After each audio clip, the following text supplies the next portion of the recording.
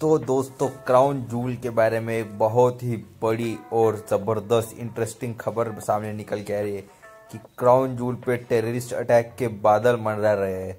Carrion cross ने क्या challenge issue किया है रोमन रेंस के लिए, तो वो सब बातें हम आज के वीडियो में देखने वाले हैं। तो हेलो दोस्तों, मेरा नाम है शुभम और आप देख रहे हैं रॉयल रेसलर।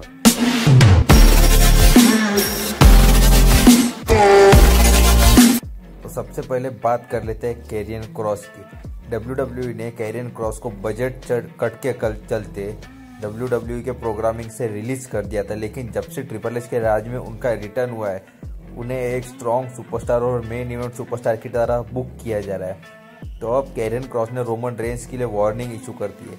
उन्होंने कहा है कि मैं रोमन रेंस को एनी टाइम कभी भी क्लीन पिन करके हरा सकता हूँ, और उसके बाद WWE को पता चलेगा सारे सुपरस्टार को कि असली विलन होता कैसे। जैसे रोमन रेंस ब्लड लाइन के पीछे छुपते, मैं वैसा नहीं करूँगा, मैं अकेला आऊँगा और सबको मार के जाऊँगा।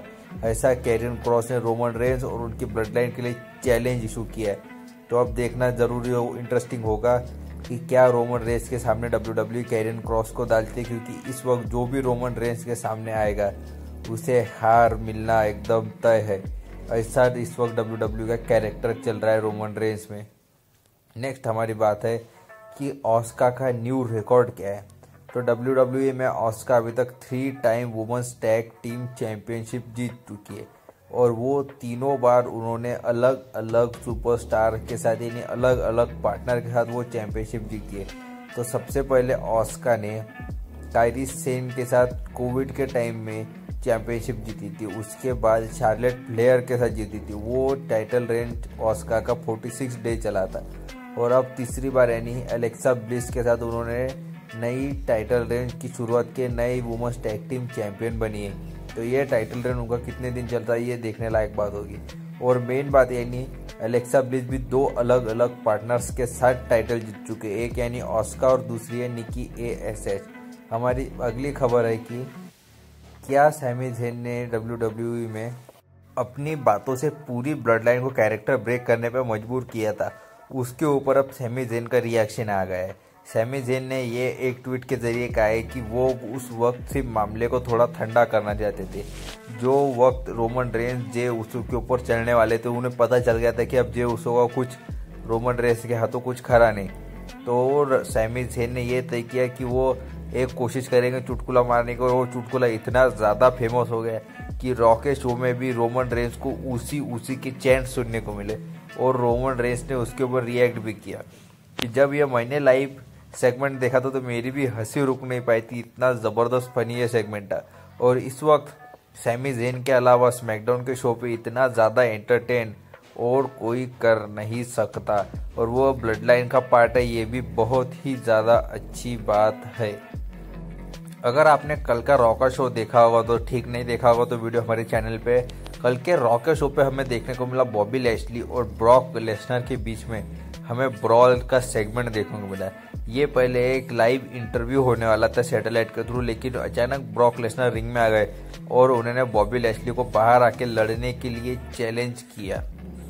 तो उसके ऊपर बॉबी लैशली बाहर आए, फिर पूरा रोस्टर आके इन दोनों सुपरस्टार्स को अलग करने की कोशिश में लगा हुआ था, और उस रोस्टर में रिडल भी शामिल थे। तो रिडल जो चप्पल पहन के आते उनकी फ्लिप फ्लॉप, तो वो उन्होंने ब्रॉक लेसनर को दिखा के रोकने की कोशिश की।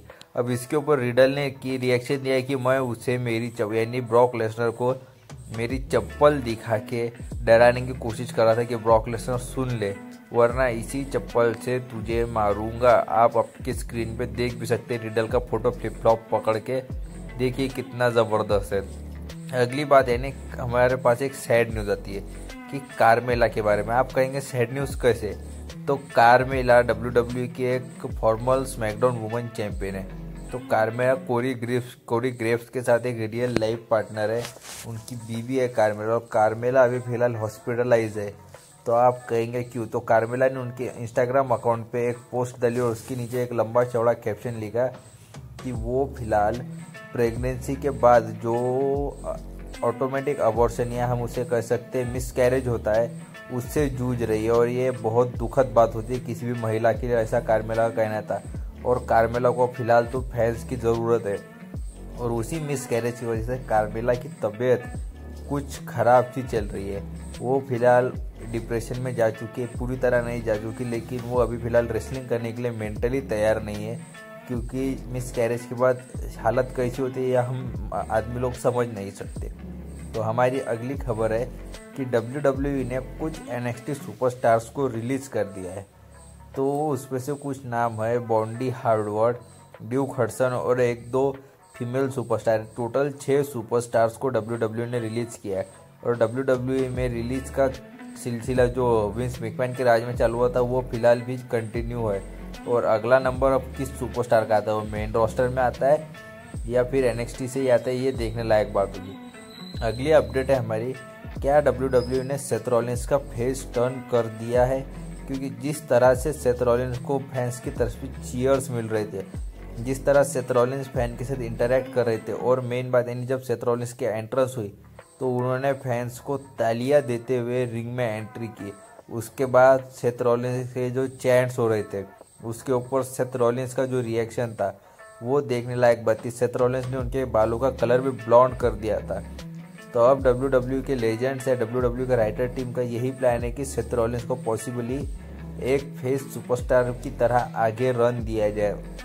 और ये बहुत ज़रूरी बात थी, क्योंकि अगर सेथ रॉलिंस को रोमन रेंस के सामने डालना है तो एक फेस सेथ रॉलिंस कभी भी हील सेथ रॉलिंस से काफ़ी अच्छा फैंस के सामने ड्रॉ आउट कर सकेगा, अच्छा रिएक्शन मिल सकेगा सेथ रॉलिंस को, अगर वो एक फेस सुपरस्टार की तरह सेथ रोमन रेंस के सामने जाए। हमारी अगली अपडेट है कि क्या वार्निंग इशू हुई है क्राउन जूल के ऊपर।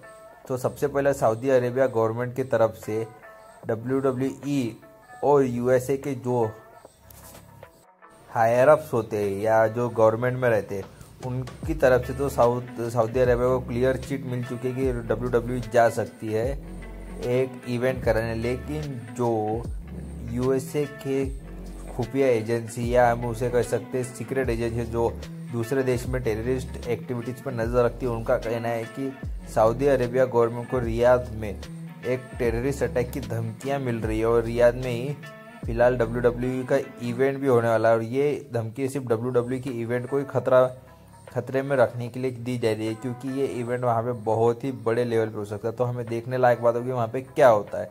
और नेक्स्ट अपडेट, हमारी सबसे बड़ी अपडेट है कि रोमन रेंस ने और एक नया रिकॉर्ड अपने नाम कर लिया है। तो क्या कल 31 अक्टूबर 2022 था, तो लगभग 10 साल पहले 31 अक्टूबर 2012 को रोमन रेंस ने NXT पे अपना सबसे पहला टेलीवाइज मैच लड़ा था। और रोमन रेंस को WWE में 10 साल पूरे हो चुके हैं। और पिछले 2 सालों से जिस तरह का रोमन रेंस का कैरेक्टर चला है, जिस तरह रोमन रेंस अपने प्रतिद्वंदियों को, अपने दुश्मनों को धराशायी करते हैं, फिर उसके बाद उन्होंने ब्लड लाइन का संगठन किया, ब्लड लाइन ग्रुप के वो लीडर बन चुके हैं रोमन रेंस। अब रोमन रेंस का फ्यूचर यहाँ से WWE में क्या है, और मेन बात यानी WWE के यही प्लान है ट्रिपल एच के कि रोमन रेंस का मैच अब रॉक के साथ कराया ही जाए। कोई भी हालत में ट्रिपल एच रॉक को बुक करना चाहते हैं रोमन रेंस के खिलाफ। तो दोस्तों ये थी हमारी आज की पूरी वीडियो की अपडेट। अगर वीडियो अच्छा लगा होगा तो लाइक कीजिए और नए होंगे तो सब्सक्राइब कीजिए।